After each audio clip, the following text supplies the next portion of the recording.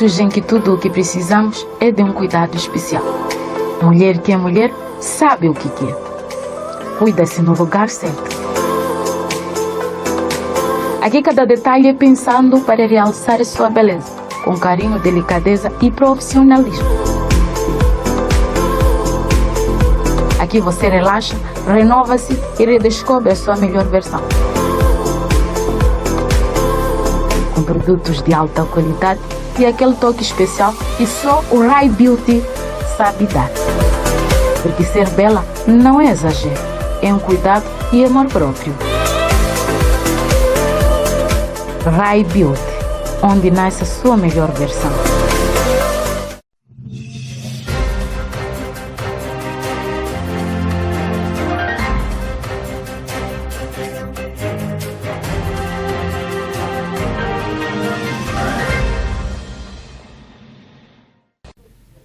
Saudações, estimada audiência.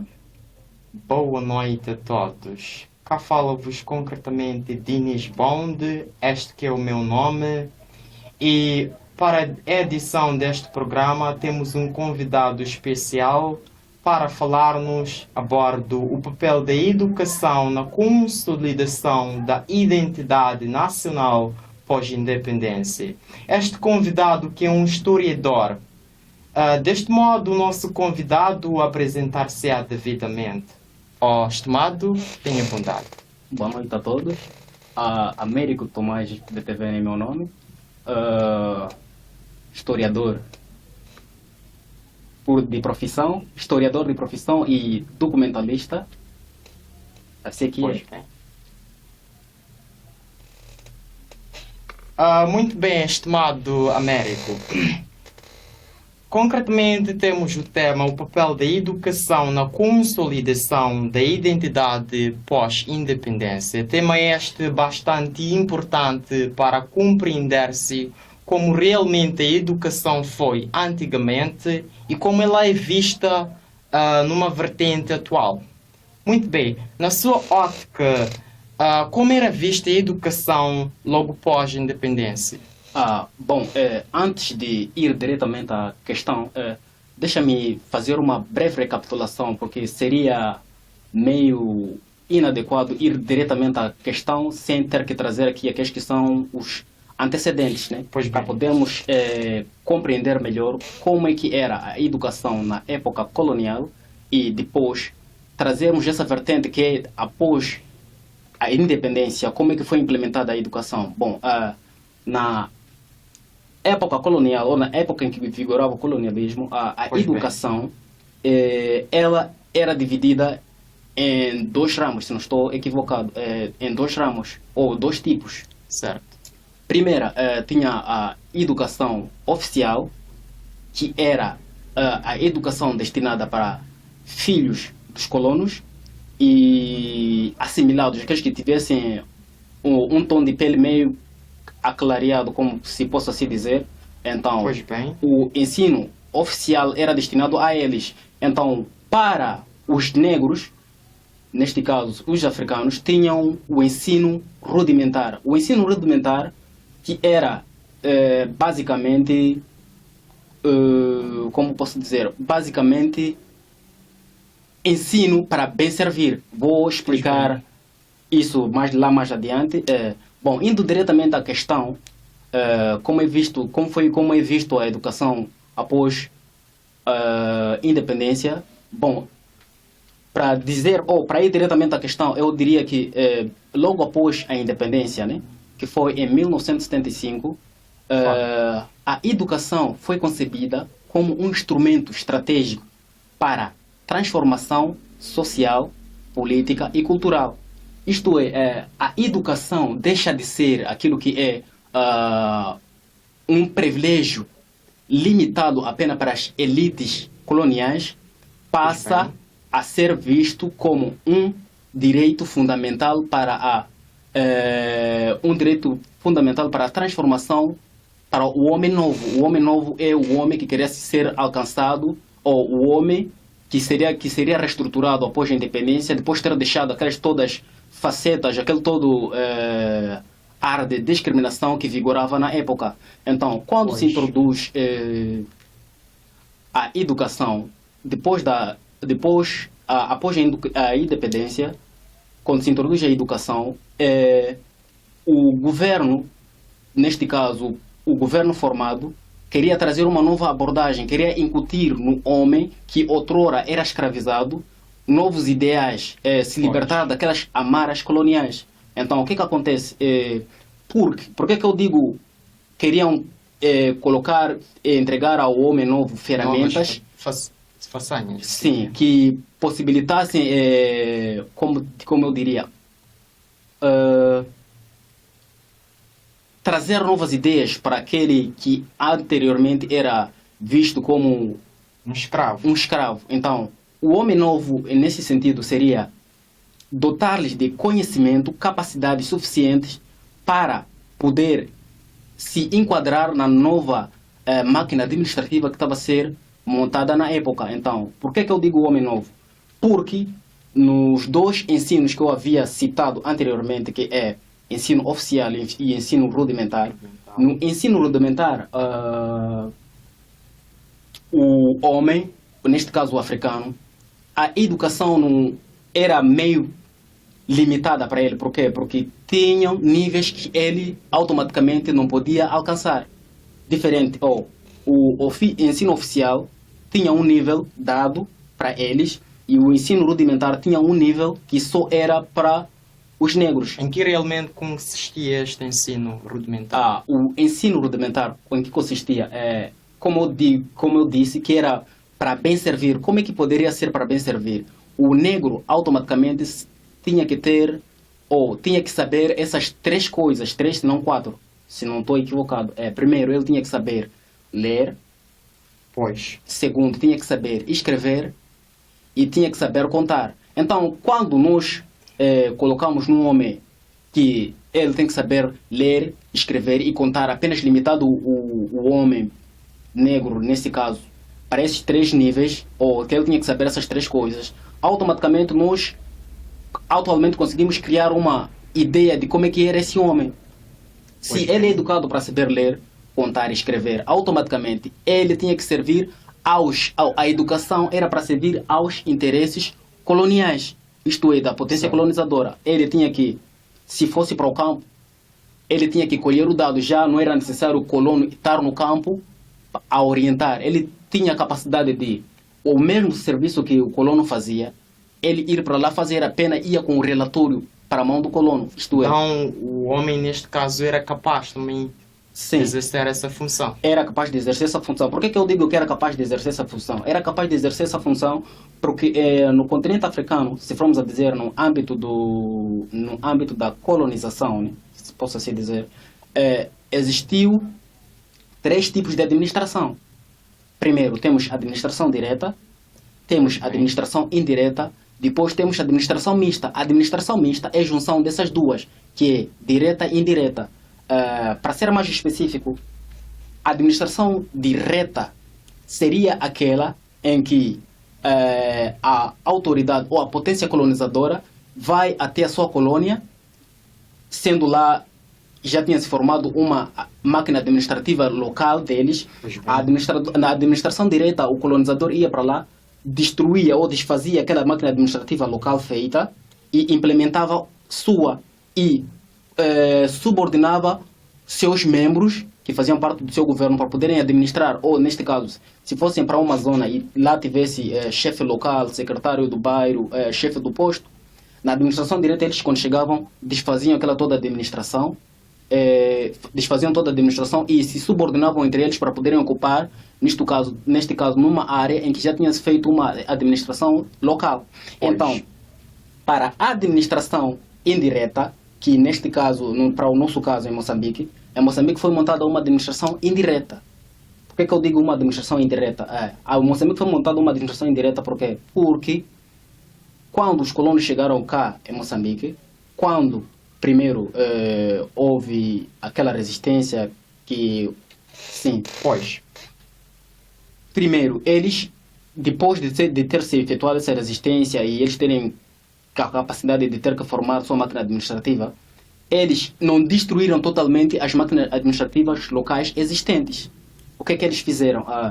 Eles apenas manteram os chefes, só que incumbiram novas atividades a eles. Compreende? Eles incumbiram novas atividades a eles. Isto é, por isso eu digo, o homem novo tinha que estar dotado com essas três coisas: ler, saber ler, escrever e contar.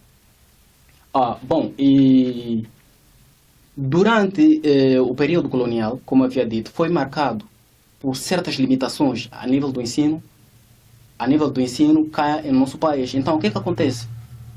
Por certas limitações, as limitações geram, podemos dizer, houve discriminação racial. Pois bem. E houve também como posso dizer, um certo barramento social para o homem negro. Por quê? Porque, por essas duas etapas que eu disse, os dois tipos de ensino. Então, isso acabou criando uma barreira de ferro, que posso assim dizer, para esse tipo de pessoa. Então, quando se cria, ou depois da independência, o governo de Moçambique nacionalizou o ensino. Pois bem. Então, quando nacionaliza o ensino, começa a implementar medidas para poder incutir o homem novo certas ferramentas. Então, ele começa a criar certas, como posso assim dizer, certas medidas, certo, para poder civilizar aquele homem que outrora tinha certas limitações. Isto é, começou a implementar a alfabetização em massa. Por quê? Mas muito bem, estimado, voltando mesmo àquilo que diz respeito ao nosso interesse, a nossa questão, como é que era vista essa educação? A educação era vista após a independência como um instrumento de massificação. Instrumento de massificação, porque tinham que implementar lá medidas para civilizar o homem, que começaram a adotar medidas como a civilização ou o nível da alfabetização. Começou a existir, depois da independência, começou-se a alfabetizar em massa, onde surge a alfabetização de adultos, e depois houve aquilo que é a formação de quadros nacionais. Depois da formação de quadros nacionais, por que tinha que se criar ou tinham que se formar quadros nacionais para, como posso assim dizer, por que tinham que criar os quadros nacionais? Os quadros nacionais tinham que ser criados, por quê? Porque depois, ou após a independência, houve, só que o nome me falha, mas houve, parece, um toque de recolher em que todos os colonos tinham que abandonar Moçambique, acho que em 48 horas ou em 24 horas. Pois bem. Então, abandonando, automaticamente, aqueles colonos não estavam aqui só. Aqueles colonos exerciam certas funções aqui. Ou lidavam com as máquinas, os ônibus, eles que conduziam, a linha de comunicação, a ferrovia. Então, por que o governo começa a formar quadros nacionais? Começa a formar quadros nacionais para poder se encaixar ou enquadrar nessas áreas em que os supostos profissionais que lidavam com a área tiveram que abandonar por causa desse recolher que tinham que voltar para o seu país.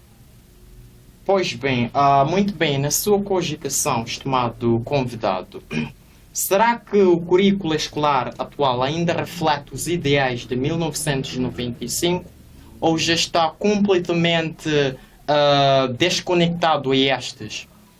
Bom, para responder essa questão, eu diria que o currículo ainda herda vestígios do currículo passado. Digo isso porque se formos a ver os ideais de inclusão social, patriotismo, a promoção da história de libertação de Moçambique ainda estão patentes nas disciplinas como de História, Educação Moral e Cívica e Português. Então, o currículo ainda herda metade dos vestígios da era após a independência. Só que o que acontece? Depois de se formar, quando é que se funda a SNE, que é o Sistema Nacional de Educação? Se não estou equivocado, o Sistema Nacional de Educação foi criado em 1983. Pois. Então, o Sistema Nacional foi criado em 1883. Por quê? Para poder fazer uma reestruturação. Em que consistia essa reestruturação? Essa reestruturação, primeiro, foi criado o Sistema Nacional de Educação. Pois bem. Segundo, foi criada uma reestruturação. A reestruturação aconteceu nos anos de 1990 a 2000. Então, Qual era a função tamanha desta reestruturação? Dessa reestruturação, a função era, primeiro, tinha que se exigir por tudo bem, porque nós saímos de uma ideia revolucionária que tinha que incutir o cidadão a ideia da unidade nacional, a inclusão social e acesso à educação. Então, nessa perspectiva, o que acontece? Com a fundação, ou quando se cria o Sistema Nacional de Educação, faz a reestruturação no anos de 1990 a 2000. O que acontece? Pois bem. Tinha que, o currículo tinha que se adaptar às exigências contemporâneas da nossa época. Então, começou-se a criar, começou-se a criar algumas cadeiras técnicas Pois. que permitisse a empregabilidade do cidadão. E não só, o currículo também sofre alguma influência internacional, para não dizer global. Por quê? Porque o currículo acaba abandonando aquela ideia revolucionária Pois bem. da cidadania e da inclusão social, do Certo. cidadão cívico. Ela abandona o currículo. O currículo tinha que se adaptar às exigências contemporâneas. Quais eram essas exigências? Colocar lá quadros técnicos que permitissem a empregabilidade do indivíduo. Segundo, Certo. tinha que colocar certos aspectos de empregabilidade. Então, o currículo não mudou por si só, foi influenciado a nível global e internacionalmente, porque tinha que se adaptar às exigências. Então, o que acontece? Depois de ter feito essa mudança, colocando-se lá, abandonando-se, tirando um pouco daqueles vestígios da época revolucionária, Certo. começa-se a implementar quadros técnicos. Primeiro, quadros técnicos. Depois, métodos que permitissem a empregabilidade do indivíduo. Segundo, tinha que se, como posso assim dizer, mudar aquela visão de cidadania para colocar um indivíduo, ou tinha que abandonar aquela ideia pragmática Pois bem. para adotar atitudes economicistas. Por quê? Porque a época exigia que o homem não só se baseasse na cidadania, na inclusão social, mas tinha que incutir, ou o sistema tinha que incutir no indivíduo aspectos técnicos que lhe permitissem fazer, ou por mais que não exista trabalho, ele poder se empregar sozinho. Pois bem. É mais ou menos por aí. Muito bem, estimado convidado. Este que é um historiador. Muito bem, na sua visão, o sistema educativo pós-1995 libertou como libertar ou simplesmente doutrinou os moçambicanos? Bom, para essa questão da doutrinação ou libertação, exige uma análise equilibrada, ou exige uma análise equilibrada em relação a esta questão. Por quê? Porque, por um lado, nós podemos dizer foi libertadora. Por quê? Porque trouxe lá ideias revolucionárias. Pois. Tem lá ideias revolucionárias, não só. Tem ideias revolucionárias e acabou, como posso dizer, incutindo no homem aqueles ideias que eu havia citado, da cidadania, inclusão social. Ele acabou doutrinando, O homem, neste caso. E por outra, e noutra vertente, ela acabou libertando o indivíduo. Por quê? Porque aquele indivíduo já vinha de uma era de opressão do regime colonial. Então, por que é libertadora? Porque ela incutiu no cidadão daquela época que não, assim tu és libertado, então, desta feita, sendo libertado, você tem que ser capaz de tomar suas próprias decisões. não esperar decisões do trem. Então tinha que tomar tuas próprias decisões. Ó, estimado convidado, vamos deste modo a um breve intervalo. A conversa está muito interessante, mas temos que respeitar um pequeno intervalo. Não saia daí, voltamos daqui a 1 minuto.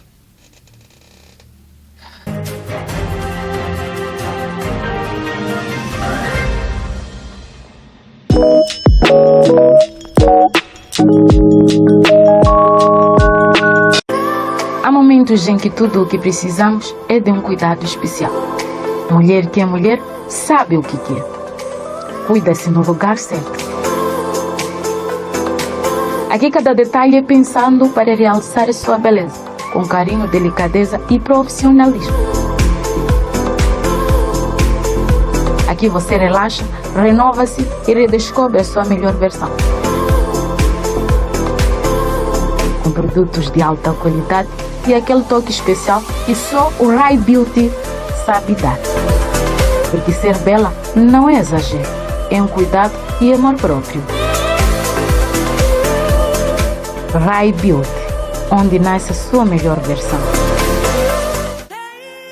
Nós somos a Pedro Empreendimentos. Oferecemos serviços gráficos e de limpeza.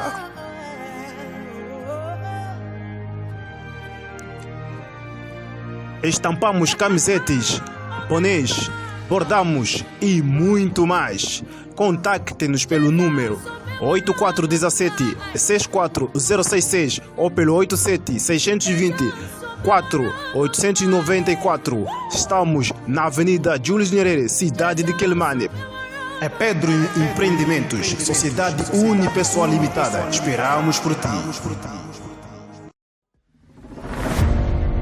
Se queres que o seu produto ganhe vida e vá mais longe, estamos de portas abertas. Aqui você pode expandir o seu negócio para além fronteiras. Publique o seu negócio ou a sua marca conosco. Para mais informações, ligue para o número 87 62 04 894.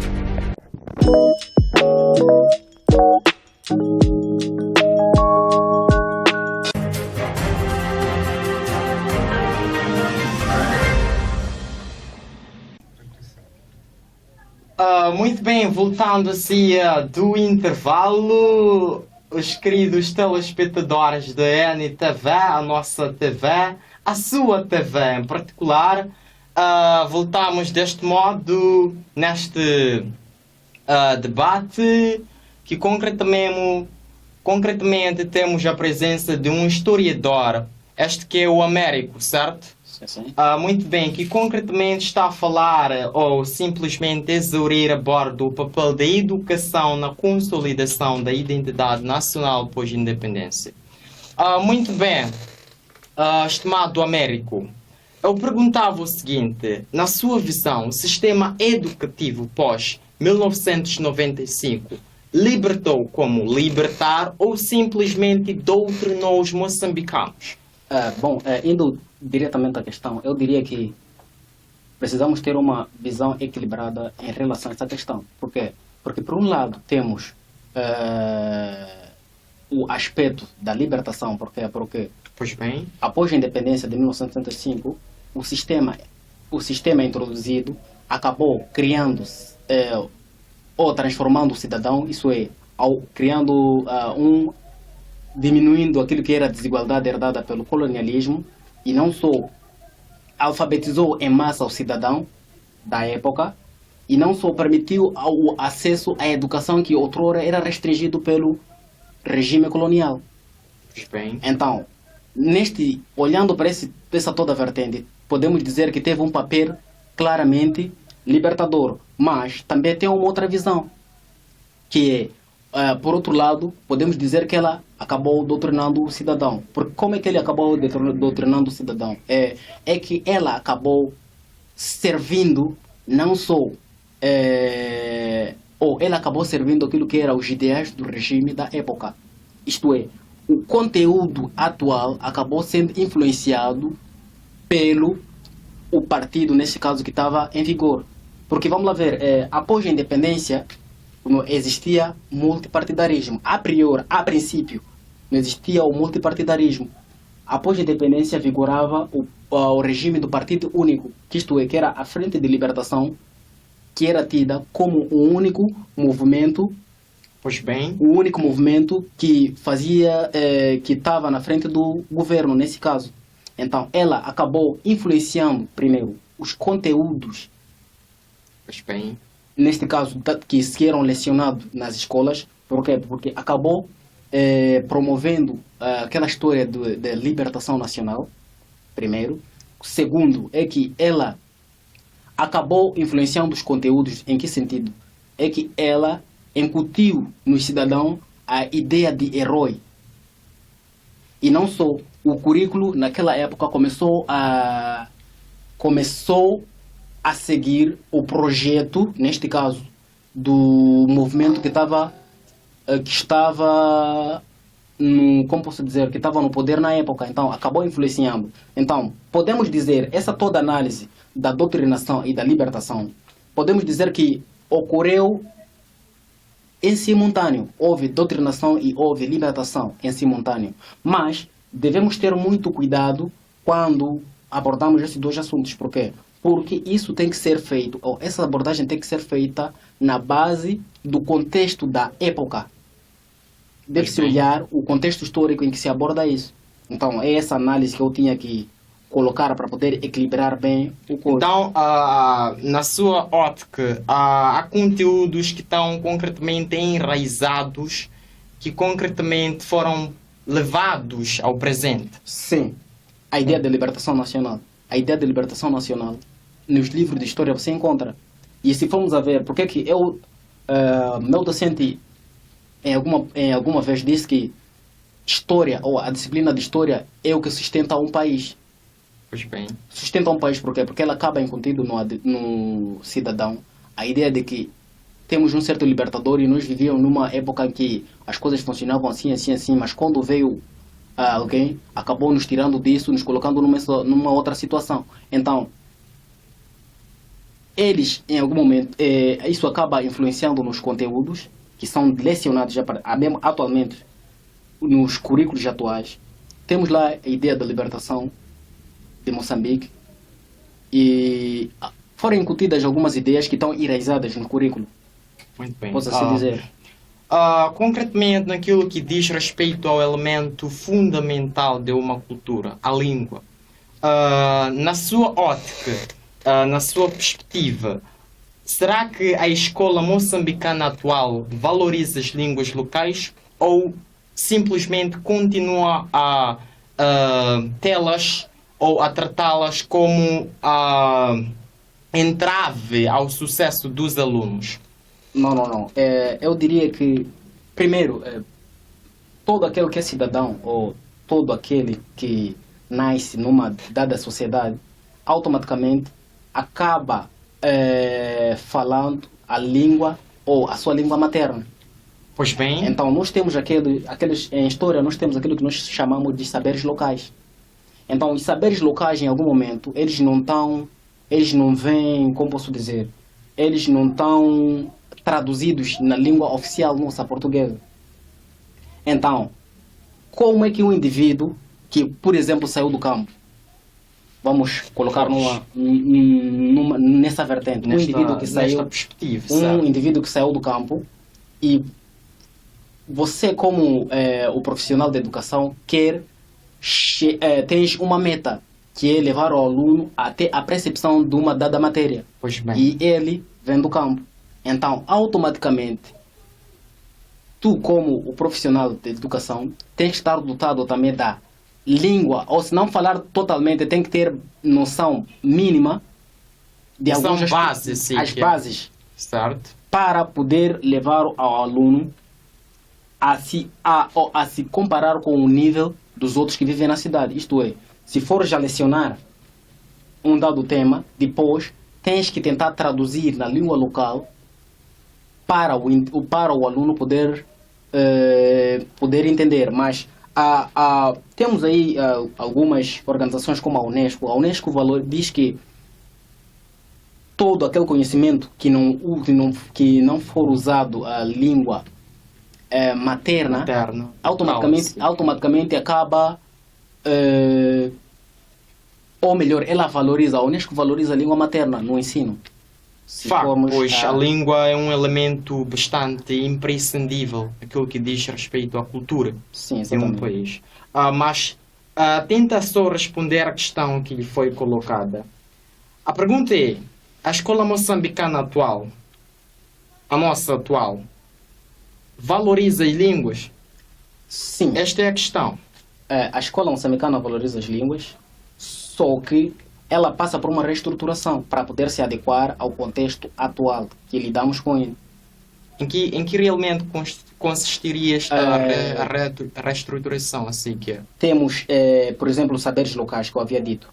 Saberes locais são aqueles contos de modo de convivência que nós somos incutidos na nossa sociedade, ou posso dizer, na nossa comunidade. Porque se formos a ver, aqueles mais velhos têm certo conhecimento que até agora eles não conseguem falar a língua portuguesa no seu todo. Pois bem. Então, mas acarretam certos conhecimentos que outrora seriam usados na escola. Então, por que eu digo que valoriza? Porque em algum momento eu, como historiador, quando quero fazer levantamento ou quando quero fazer uma coleta de dados, pois bem, automaticamente eu posso ir ao encontro de um jovem que fala exatamente português, assim como posso ir para uma zona onde tem lá um ancião que supostamente viveu aquela situação que eu pretendo estudar. Que já experienciou a mesma situação. Então, como é que eu teria que lidar com ele? Automaticamente, eu teria que ir para lá, pois bem, falar com ele na língua dele, depois traduzir tudo aquilo que ele falou na língua materna dele. Pois este contém um conhecimento. Sim, porque ele contém um conhecimento.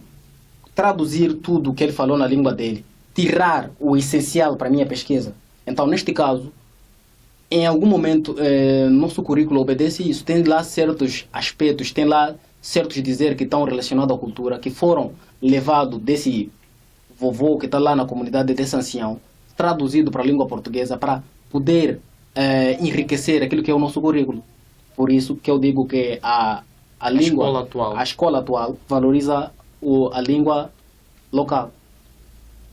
E esta situação adequaria-se simplesmente ao campo ou também pode ser levada à elite, assim a cidade? Pode ser levada à elite. Digo isso porque do exemplo que eu havia dado, do momento que eu vou para lá, para o campo e recolho informações como um sujeito científico, certo, vou para o campo, recolho a informação e faço lá uma seleção, retiro o que eu quero para o estudo, automaticamente eu acabo traduzindo aqueles dizeres e coloco lá um teor científico que toda a elite, se for a ler, automaticamente verá que esse é um conhecimento tirado que alguém foi em busca, mas não foi ter com um jovem da atualidade, foi ter com um senhor, um ancião, para poder lhe dar aquele conhecimento, porque ele experienciou aquilo.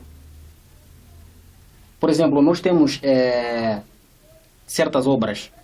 Por exemplo, nós temos a resistência da Macanja da Costa. A resistência da Macanja da Costa, eu me lembro em 2022, quando fomos para lá para fazer estudo de campo, quando fomos para lá, se formos a ver tudo que nós podemos carregar do que diz respeito ao conteúdo para os livros, foi dita por senhores que em algum momento não sabiam falar português. Tinha que ter alguém lá, ou seu neto que sabe falar um pouco português, traduzir para nós. Isto realmente aconteceu? Sim, traduzir para nós podemos transcrever aquilo e depois, mal que nós voltamos de lá, sentamos, trabalhamos na informação. Que em algum momento, eu diria que tem conhecimentos que fomos lá, colhemos, por senhores que supostamente nem sabiam se expressar. Eu não posso aqui discriminar. Não sabiam a língua local. Ou sabiam a língua local, mas não sabiam aquela que é a nossa língua oficial portuguesa. Assim, nós fomos, na Macanja da Costa, fomos num lugar histórico chamado Condossano. Sim, chamado Condossano. Por que deram esse nome Condossano? Porque tinha lá, diz a lenda, que o Condossano voava. Certo. O Condorcet voava e lutou Historiadores! na época da resistência, da ocupação da Maganja da Costa. Por isso, Maganja da Costa foi, em algum É momento... simplesmente uma história façanha? Ou é realmente verdade? Não, é realmente verdade. Tem livros que dizem sobre isso. Tem livros que dizem sobre isso, que o Condorcet não voava. E aqueles senhores relatam. Porque nós fomos ter com os bisnetos dele. Oh, Quando nós chegamos lá, fizeram uma pequena cerimônia, fomos ao cemitério. Por causa de falta de conhecimento, em algum momento, alguns cidadãos, eu não sei se são residentes daquela área, acabaram Pois roubando bem. certos materiais, que nós dizemos objetos históricos, né? Pois Acabaram bem. roubando, porque eles lá tinham um capacete, tinha lá a katana, bem. tinham lá a katana do próprio Condorcet, então aqueles objetos acabaram sendo furtados daquele local. Mas os bisnetos contam que ele voava, e isso está datado nos livros. Isso realmente pode ser encontrado no livro? Sim, pode ser encontrado no livro, só que me falha aqui o nome da obra, mas está relatado isso, a resistência da Maganja da Costa. Até é a resistência da República da Maganja da Costa, porque foi considerada uma república, foi uma zona onde houve muita resistência, foi muito difícil o colono poder se fixar naquele local. Então isso tudo está datado. Se o pesquisador que escreveu aquele livro tinha que ir lá, ir ter com aqueles senhores contarem na sua língua local, ter que levar aquele conhecimento para cá, escrever na língua portuguesa, que automaticamente circula nos livros. Esta era simplesmente a básica função vossa? Sim. Fomos lá, colhemos e tratamos da informação. E eu digo isso porque tem livro que já foi escrito, não por nós, mas tem livro que já foi escrito que relata o mesmo que nós fomos lá colher. E quem falou e quem acabou explicando isso são aqueles senhores. Então, automaticamente, eu digo que o currículo atual existe uma forte influência com a língua local. Por quê? Porque todos os saberes em algum momento partem de lá. Alguns saberes partem de lá, porque aqueles senhores é que têm a história no seu verdadeiro sentido. Pois. Então, tu como sujeito científico, quando fores para lá, tens que saber fazer uma seleção. Isso é real, isso faz parte da minha pesquisa, isso não, isso posso retirar. Mas o aspecto que o Condorcet não voava, isso é real. Isso é real? Sim. Oh. Então, o currículo obedece. Muito bem, chegado a este ponto, aqui concretamente ao final do nosso programa, estimado convidado, poderia nos dar as suas breves considerações? Bom, eu diria que o currículo atualmente em Moçambique tem sofrido certas alterações, mas o que eu queria deixar aqui é que não pode se menosprezar que são saberes locais, deve sempre se integrar, porque aquilo é que nos identifica, aquilo é que nos torna mais africanos. São fundamentais. São fundamentais, porque há uma certa tendência da nossas culturas sofrerem uma certa, ou os cidadãos sofrerem um certo nível de aculturação, que isto é, tentar viver coisas de uma outra cultura que não é a nossa. Então, esses aspectos devem ser sempre fixos lá, para a nova geração que vem, poder saber de onde é que vem e saber se identificar com aquilo que é nosso. Então, estimados telespectadores, como puderam consumir este conhecimento, a história é fundamental para compreendermos aspectos como estes. Muito bem, assim sendo, caríssimos telespectadores, gostaríamos de endereçar os nossos agradecimentos concretamente por consumo deste programa e assim sendo, vemo-nos no próximo episódio que concretamente promete ser ardente, vibrante. Não se esquecendo, estimados telespectadores, subscrevam-se ao nosso canal NTV, a sua TV, a melhor TV, se não. Muito bem, deste modo, vemo-nos no próximo episódio.